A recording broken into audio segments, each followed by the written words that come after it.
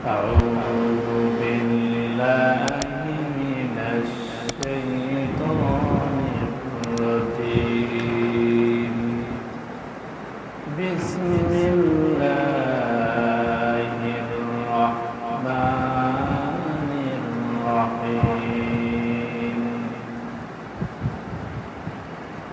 ليس البر أن تولوا وجوهكم قبل المشرق والمغرب ولكن البر من آمن بالله واليوم الآخر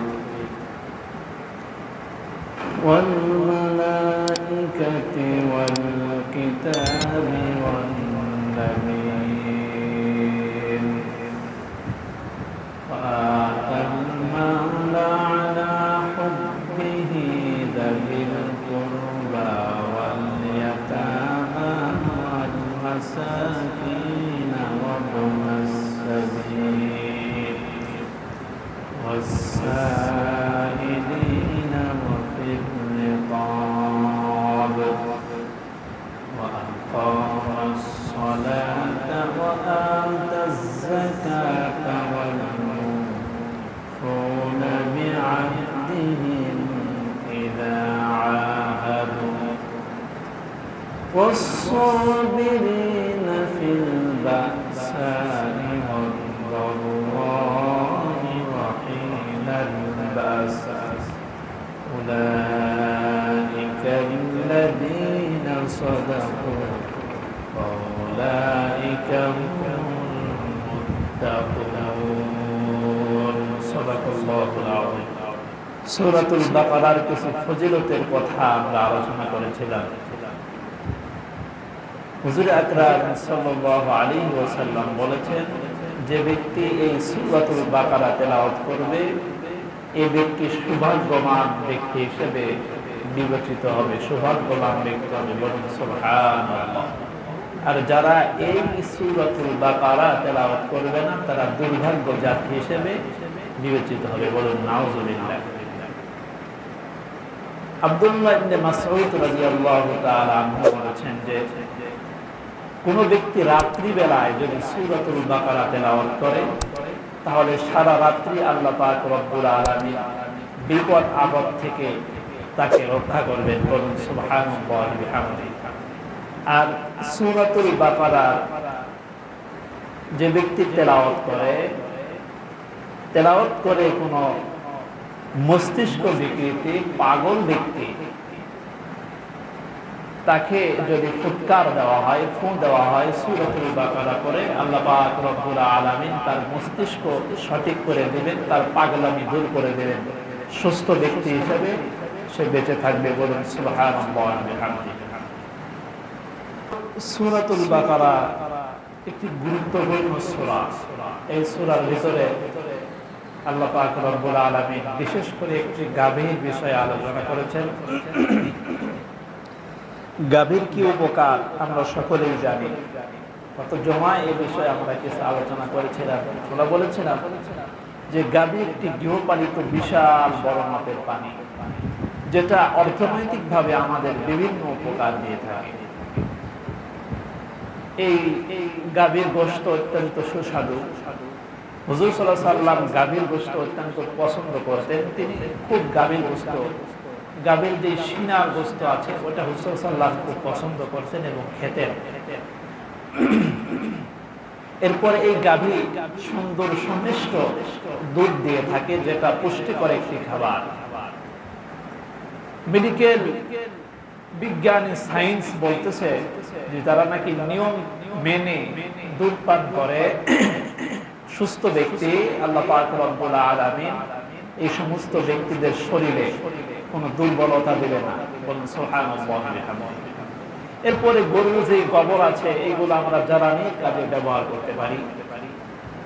আগেকার দিনে গরুর মহিষ দ্বারা হাল চাষ করা হতো, জমি চাষ করা হতো, ইত্যাদি ইত্যাদি অনেক উপকার আল্লাহ পাক রব্বুল আলামিন গরুর মাধ্যমে আমাদের দিয়ে থাকে।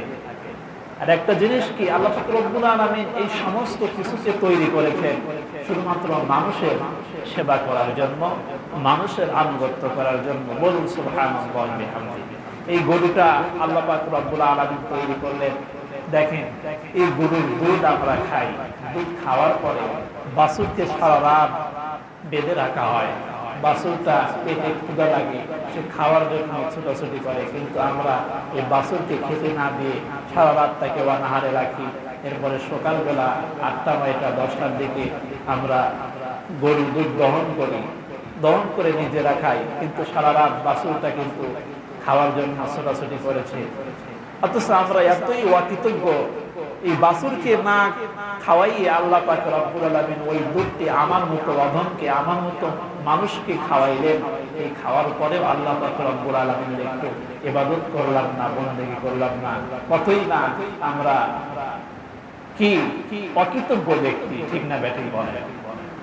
আল্লাহ দরবারে কি হিসাব দিতে পারবো? হাশরের ময়দানে আল্লাহ পাক রব্বুল আলামিন প্রতিশোধ গ্রহণ করবেন। কেমন করে জানেন? দেখবেন দুনিয়ার বুকে কিছু গরু থাকে, একটি গরু অত্যন্ত শক্তিশালী হয়, আর একটি গরু অত্যন্ত দুর্বল হয়, ঠিক না ব্যাটিং বলে। কোন গরু কি হয়? শক্তিশালী হয়, আর কোন গরু দুর্বল হয়। অনেক সময় এই শক্তিশালী গরু যেটা আছে, এই শক্তিশালী গরু দুর্বল গরুকে কি করে? ঢিস দেয়, ঠিক না? ঢিস দেয়, কিন্তু এই দুর্বল গরু তাকে কিছু বলতে পারে না। হাশরের ময়দানে আল্লাহ পাক রব্বুল আলামিন এই দুর্বল গরুকে শক্তিশালী গরু হিসেবে পরিণত করবেন। আর এই দুনিয়ার বুকে যে সে মার খেয়েছে, ঢিস খেয়েছে, হাশরের ময়দানে আল্লাহ তাআলা এর প্রতিশোধ গ্রহণ করবেন। বলুন আল্লাহু আকবার। তদ্রূপ ভাবে এই সমস্ত বাছুরেরা যারা নিজেরা না খেয়ে অনাহারে থেকে আমাদেরকে খাওয়ার ব্যবস্থা করে দিলেন, এই বাছুরেরা আল্লাহ পাক রব্বুল আলামিনের দরবারে জবাবদিহি করবে, নালিশ করবে, বিচার দিবে। আল্লাহ, সারা রাত্রি আমি না খেয়েছিলাম, আমি বাছুর না খেয়েছিলাম, কিন্তু আপনার এই বান্দা আমি না খেয়ে আমার আহার, আমার ভাগ এই বান্দাগুলো খেয়েছে, বান্দা বান্দি খেয়েছে, কিন্তু ইবাদত করে নাই, নামাজ পড়ে নাই, বন্দেগী করে নাই। আমি তার বিরুদ্ধে নালিশ করার কোনো উপায় থাকবে? কোনো উপায় থাকবে না। কোরআন একটি বিশাল জ্ঞান ভান্ডার। এই কোরআন থেকে আলোচনা করলে একজন ব্যক্তি এক জন্মে একবার জন্মগ্রহণ করে এই 60, 70, 80 বছর বয়সে কোরআন পরিপূর্ণ শিখে তাফসীর করার মতো ক্ষমতা কোনো মানুষের নেই। কোরআন একটি বিশাল জ্ঞান ভান্ডার। এই কোরআন আপনি যত পড়বেন তত আশ্চর্য হবেন, কত জ্ঞান, কত কিছু আল্লাহ পাক রব্বুল আলামিন কালামুল্লাহ শরীফের ভিতরে দিয়েছেন।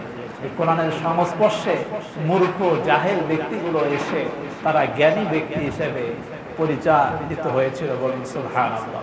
আর কোরআন তো আল্লাহ পাক রব্বুল আলামিন এজন্যই অবতীর্ণ করেছে যে কোরআন যারা পড়বে, জানবে, এই সমস্ত ব্যক্তিরা হতভাগ্য না, তারা দুর্ভাগ্য না, তারা সৌভাগ্য ব্যক্তি হিসেবে পরিণত হবে। বলুন সুবহানাল্লাহ।